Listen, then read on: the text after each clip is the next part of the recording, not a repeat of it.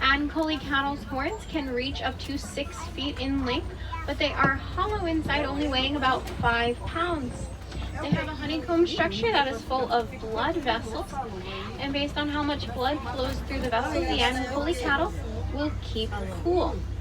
They are the only domestic animal on the reserve, often referred to as the Watusi cattle, after the people who first domesticated them. Unlike cattle raised in the U.S., Ankole cattle are not raised for their meat, so they're actually going to be a status symbol, tying back to their histories of being included in dowry.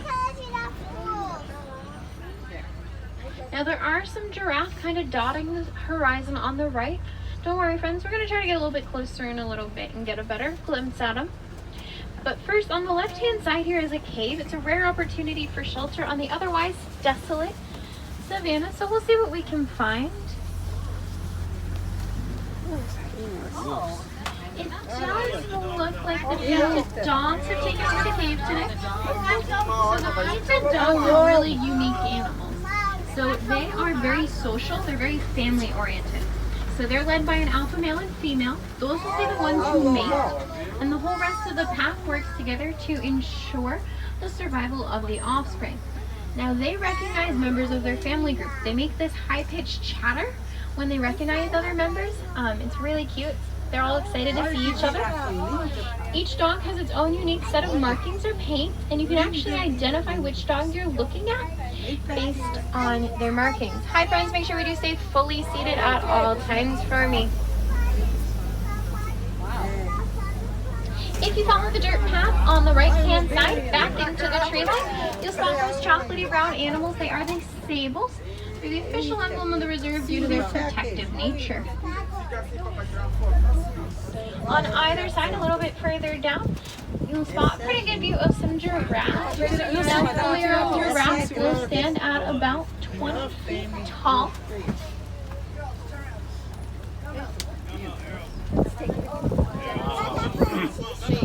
Feel better? Yeah, that's classy. And giraffes spend about 16 hours of the day looking for food. Now, a giraffe's tongue actually is a quite interesting color. So it's going to be a purplish blue. If you missed the Ankole cattle before, they're on the left. They have a purplish blue hue because if their tongues were pink like ours, they'd get sunburned from being out in the sun for so many hours of the day. To the right-hand side, you might notice some giraffes that are a bit shorter than the others. There are about 5 juvenile giraffe that were born here on the reserve as part of breeding programs. Baby giraffe are born at about 5 to 6 feet tall. They will stand up in a matter of minutes, and they do walk within the first hour of their lives. It's all part of an anti-predation strategy that helps them avoid looking weak to predators. You can actually get a pretty good view of the giraffe tongue to the right.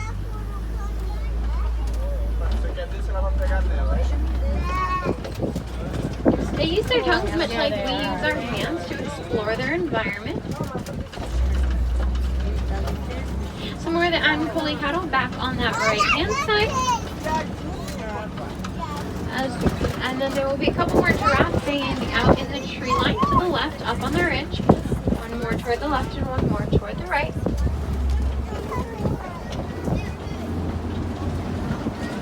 Coming around the bend here, these grayish black animals are the white-bearded wildebeest. They are one of the most densely packed migratory animals on Earth, as about 1.6 million wildebeest will make their way across the savanna each year. Unlike most migratory animals, they do not have a leader, so they all take turns leading the group or herd across the savanna. About 1.6 million of them will make their way across the savanna each year.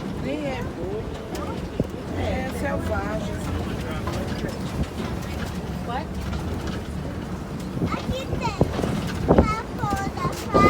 If you saw that a small tan antelope in with those wildebeest, it was a springbok.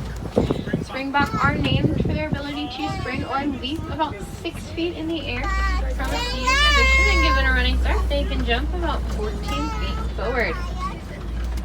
Pretty nimble for an animal that only stands about 3 feet tall.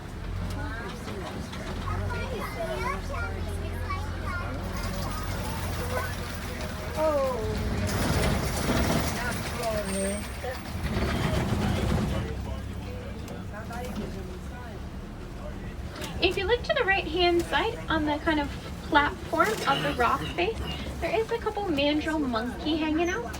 Now the mandrills are one of the largest monkeys in Africa. They have a really unique coloration on both their hindquarters and their face. There's another one hanging out in the trees down there. Now you're probably more familiar with the mandrill than you realize. There's a pretty famous mandrill named Rafiki. Rafiki is the Swahili word for friend, and a group of mandrills is known as a troop. They're really versatile animals, so they will eat both insects and bugs along with fruit and leaves, so they're omnivores. And they'll hang out both in the trees and on the ground. They tend to sleep in the trees as it helps them avoid predators.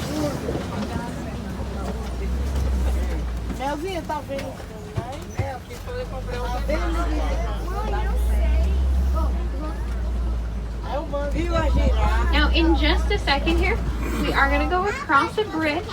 And once we cross that bridge, we will officially be in elephant country. Pretty exciting.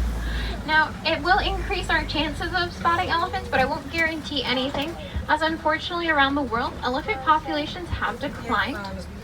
One of the biggest threats to elephants that a lot of people don't know about is actually cell phones. So cell phones and other electronics do contain a mineral called coltan, and sadly the easiest to access and richest deposits of coltan are found in the middle of elephant migration routes. Elephants are really stubborn. They like to follow their migration routes that they've been passed down for thousands of years, and they know that if they follow them, they'll get enough food and water for their trip. Now, on average, an elephant does weigh about 10,000 pounds, and charging through the camp, they are going to cause some damage. So it's led to an uptick in human-elephant conflict. When we recycle our old electronics, we reduce the need to mine for new coltan, reducing the mining camps, and reducing human-elephant conflict. What's awesome is it doesn't just help elephants, but all the animals that call their migration routes.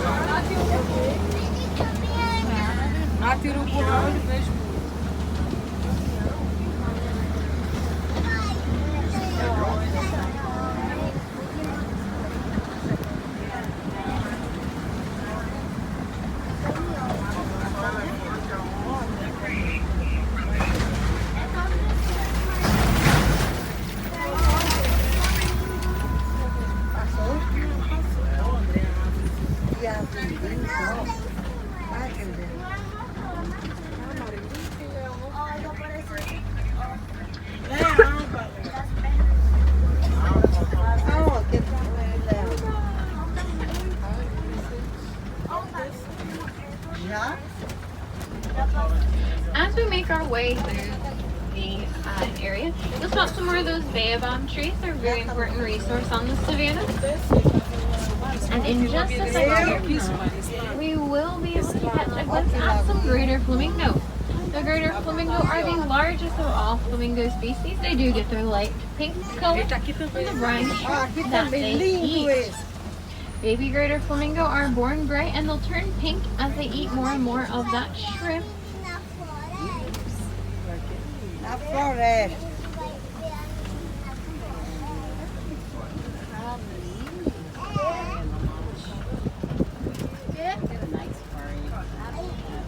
A group of flamingos, regardless of which species we're looking at, is going to be known as a flamboyant.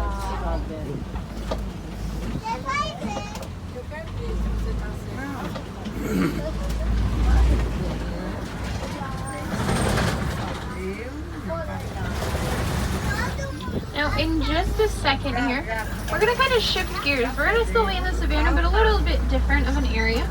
So if you look to that left-hand side, you will spot that kind of large mud pit. Well, it's not just any old mud pit. It's actually a rhino wallow, and a pretty good sign there are some white rhinos in the area. They have very sensitive skin, so they will roll around in the mud and coat themselves. Look to the right-hand side, follow the dirt path all the way back. See those kind of orangey browns? That's some of those white rhinos lying down. You can see the mud that's baked on. Now, in the absence of mud, their skin is so sensitive that they actually secrete a red pigment to do the same job of acting as sunscreen. They'll prefer the mud as it helps them keep cool, but they'll make do with what they have. Now, a group of rhinos is known as a crash, and I always find that quite ironic given that they can only see about 10 feet in front of them. Luckily, they do have an excellent sense of hearing and smell that helps make up for it. Eu vou, mamãe.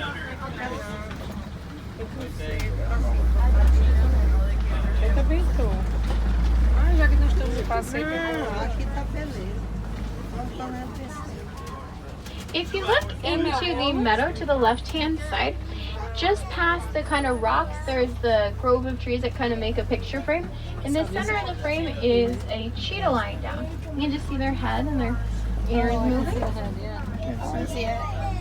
Now, once we come into this second meadow here, look in the back left corner where the sunlight kind of pierces the canopy. And look for a tail swishing. It's usually the best way to see it, the cheetahs. There's about 3 of them clustered in that back corner. The cheetah is the fastest land animal on Earth. They run at speeds of about 60 to 70 miles per hour. Hi guys, please remain seated at all times for me.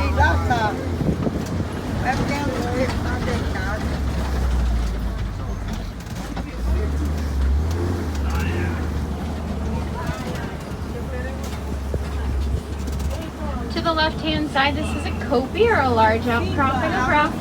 It's a great spot to spot some big cat species lying around.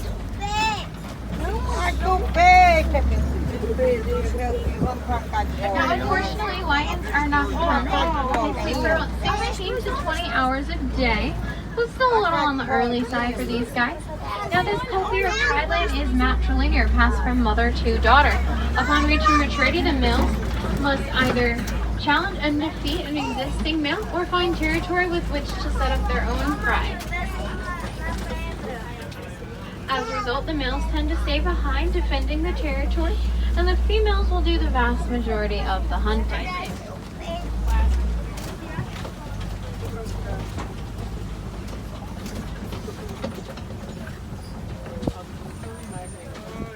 To the left-hand side are some warthog burrows. Although that is a bit of a generous name for them, as warthogs are big fans of working smarter, not harder. They'll take over the abandoned burrows of other animals and back into them, sticking their tusks out to help dissuade anyone from stealing the burrow from them. In the right corner of the meadow on the right, that's going to be the bontebok. They're the small horned antelope. There are some ostrich kind of toward the center, and in the back left corner there are some more of those rhinos. Ou rinoceronte. Now, bontebok does roughly translate to patchwork buck. Hi guys, please remain seated at all times for me. You cannot stand on the bench, nor can you be held up. I need everyone to please take a seat, friends. Hi guys, please remain seated for me. I need you to take a seat, guys. Thank you.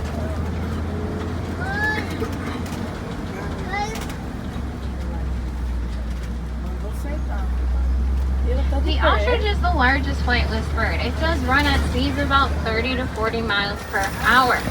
You'd need about 2 dozen chicken eggs to equal a single ostrich egg.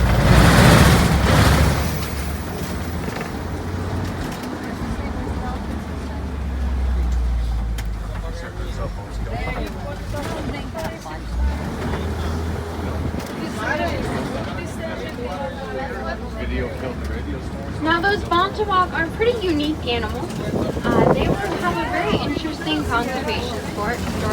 It's one of my favorites. So in the not so great part, we almost lost them. There's only about 17 bontebok left in the entire world. Now luckily a local farmer recognized the problem, so he built a fence around the animals that he found on his land and began to protect them. Now if you know anything about antelope, you'd know that they have the ability to jump. Remember those springboks? They can leap about 14 feet forward.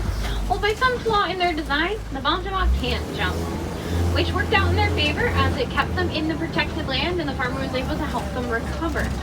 Zookeepers and wildlife researchers around the world did enroll them in what's known as a species survival plan. Kind of like online dating for endangered animals, where they all get a profile with all their characteristics, their likes, their dislikes, all of that sort of stuff, and then they try to make matches. And if the matches work out, well, we get baby bontebok, and that's pretty awesome because who doesn't love a baby animal? But it's also really good because it helps raise the number of bontebok around the world. Their numbers were raised so much in captivity that they were eventually reintroduced to the wild, and today there are about 1,000 of them. Just goes to show that the actions of a single individual, in this case the farmer, can have a really profound effect on the animals.